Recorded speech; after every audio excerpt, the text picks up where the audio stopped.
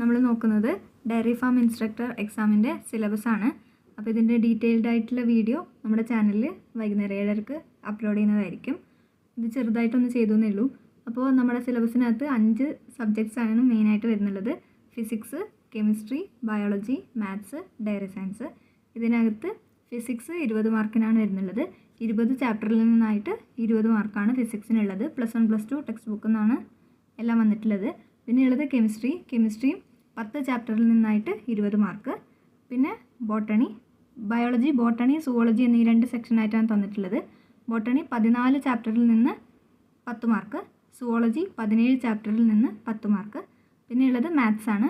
Maths 6 ചാപ്റ്ററിൽ നിന്ന് 20 mark. അതുപോലെ തന്നെ ബേസിക് ഡയറി സയൻസ് അതും 20 മാർക്കിനാണ് തന്നിട്ടുള്ളത്.